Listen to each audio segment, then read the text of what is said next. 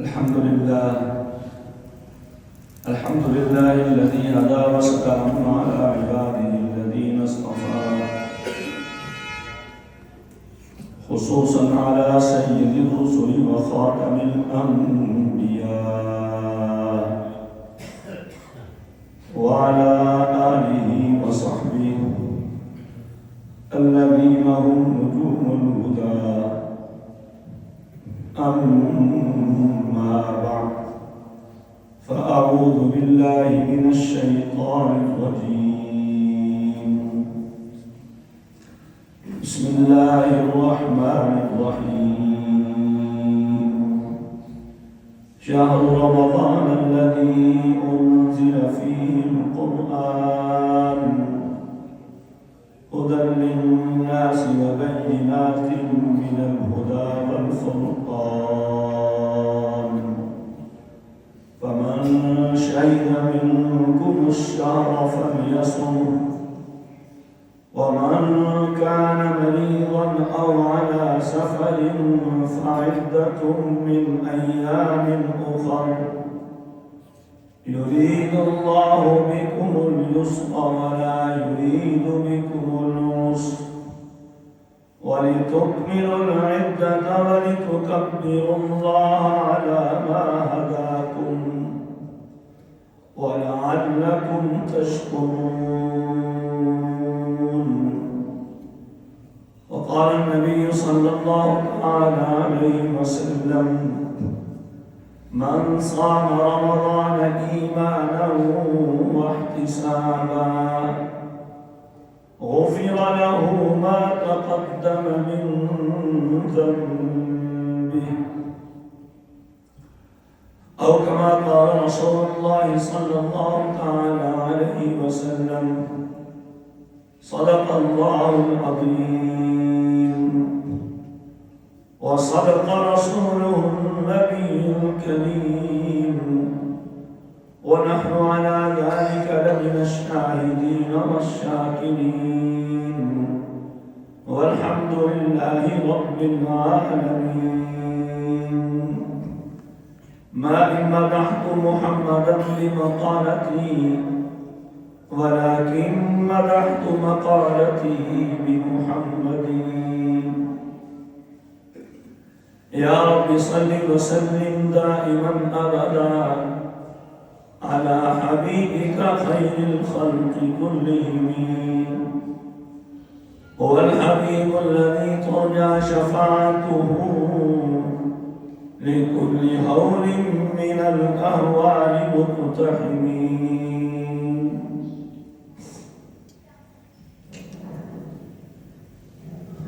آج شعبان المعظم کی 17 تاریخ ہے اور آئندہ ہفتے میں انشاءاللہ رمضان المبارک شروع ہو جائے گا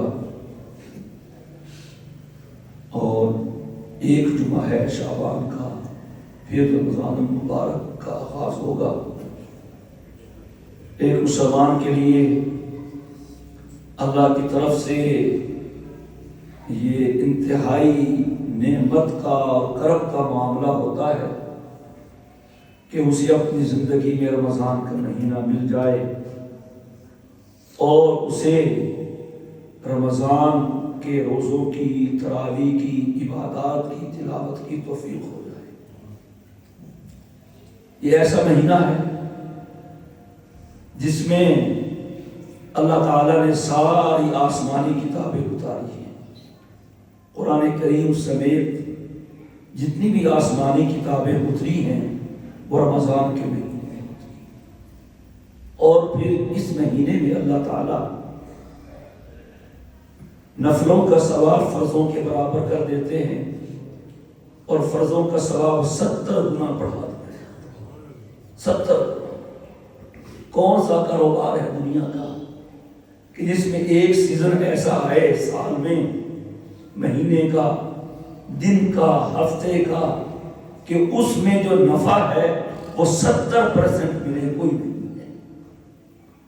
کوئی ہو بھی صحیح تو دنیا کا نفع اور دنیا کا مال تو ختم ہونے والا ہے، لیکن اس رمضان کی بدولت جو اضافی نیکیاں اجر و ثواب ملے گا وہ ہمیشہ ہمیشہ باقی رہے گا، اور اس پہ ملنے والا اجر و ثواب اور اللہ تعالیٰ کی رضا اور جنت اور اس کی نعمتیں وہ ہمیشہ ہمیشہ باقی رہے گی۔ یہ وہ مہینہ ہے اللہ نے جس کے روزوں کو فرض فرمایا اور رات کے قیام کو سنت قرار دیا، اور فرمایا حدیث مبارکہ میں کہ جو آدمی اس رمضان کے روزے رکھے اللہ اس کے گزشتہ سارے گناہ معاف کر دیتا ہے۔ حدیث پاک میں آتا ہے کہ اگر آدمی کو پتہ چل جائے رمضان کیا ہے، اس کے انعامات کیا ہیں، ان میں اس مہینے میں کیے جانے والے اعمال پہ ملنے والا اجر و ثواب کیا ہے، تو وہ تمنا کرے کہ کاش سارا سال رمضان رہتا، اس لیے کہ مشقت ختم ہو جاتی ہے۔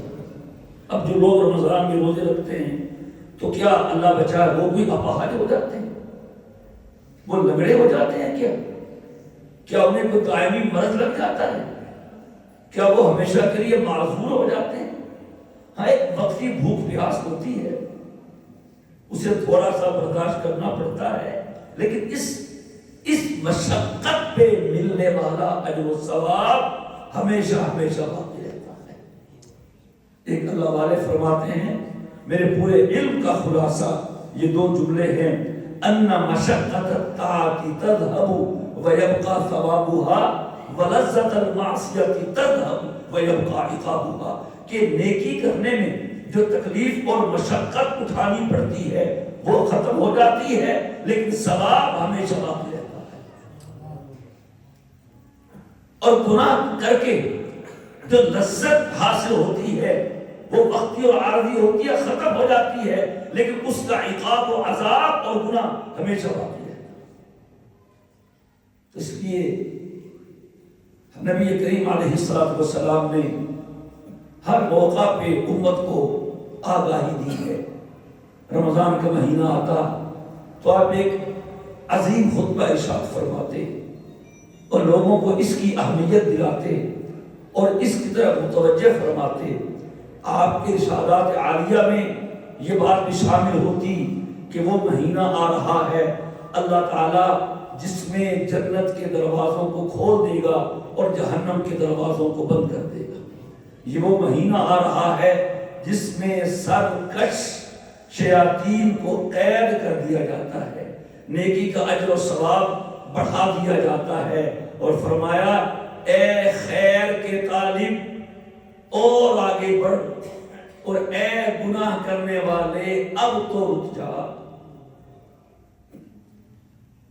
استقبال رمضان کا لفظ بولا جاتا ہے، رمضان کا سامنا کرنا، اسے فیس کرنا، استقبال کرنا، کھڑے ہو جانا، مہمان آ رہا ہے استقبال کرے، تو یہ دن رمضان کے استقبال کے ہیں۔ تو کیا مطلب ہے اس کے استقبال کا؟ کہ اپنے گھر میں جو افطاری سحری کا سامان ہے جمع کر لیں، آئل، بیسن، جی، اور اسی طرح ہمارے دکاندار بھائی جو ہیں وہ خوب ذخیرہ کر لیں، پھل مہنگا ہو جائے گا، بیسن مہنگا ہو جائے گا، فلاں چیزیں مہنگی ہو جائیں گی، کپڑے والے بھی اور جیولری والے بھی اور یہ کپڑے سینے والے بھی، ان کا بھی سیزن ہے، تو کیا استقبال کریں؟ کیا استقبال کا ہمارا انتظار کریں؟ ہاتھ پہ ہاتھ رکھ کے سوچیں رمضان آ رہا ہے، پھر روزے رکھنے پڑے گی، چلو خیر ہے اللہ مہربانی کرے گا، چلو اب تو وہ سردیوں میں آ رہا ہے، گرمی میں تو نہیں آ رہا، کیا ہے استقبال رمضان؟ حضرت علی رضی اللہ تعالی عنہ سے پوچھا گیا علی آپ کی فیورٹ چیزیں کون سی ہیں؟ 3 چیزیں بتائی ہیں اور 3 وہی ہیں جو شاید کہ ہمارا لیے مشکل ہو۔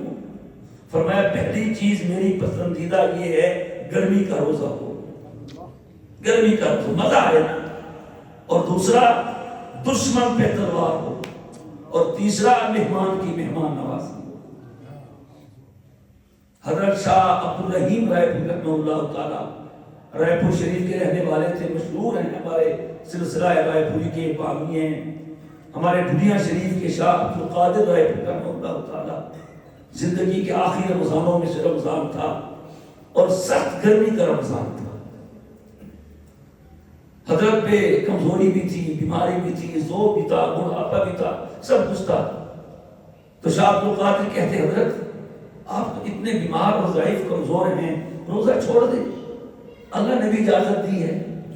تو شاہ عبدالرحیم فرماتے عبدالقادر تمہیں نہیں پتا جب روزے کے ساتھ عین دوپہر کا وقت ہوتا ہے مجھے جنت کا مزہ آنے لگتا ہے۔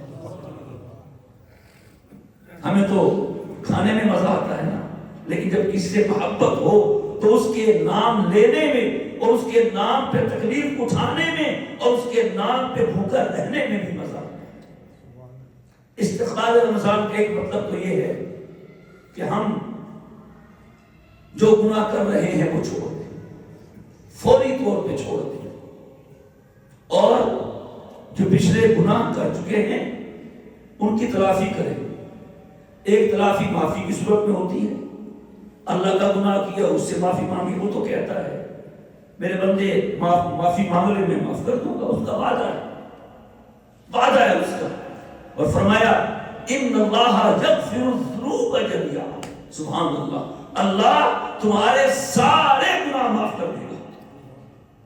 اور ایک اور آیت میں فرمایا وَإِنَّ رَبَّكَ لَذُو مَغْفِرَةٍ لِلنَّاسِ عَلَىٰ ظُلْمِهِمْ، اللہ تمہارے گناہوں کے باوجود وہ تمہارے گناہوں کو معاف کرتا رہے گا۔ تم گناہ کرتے جاؤ اور معافی مانگتے جاؤ، وہ معافی دیتا جائے گا۔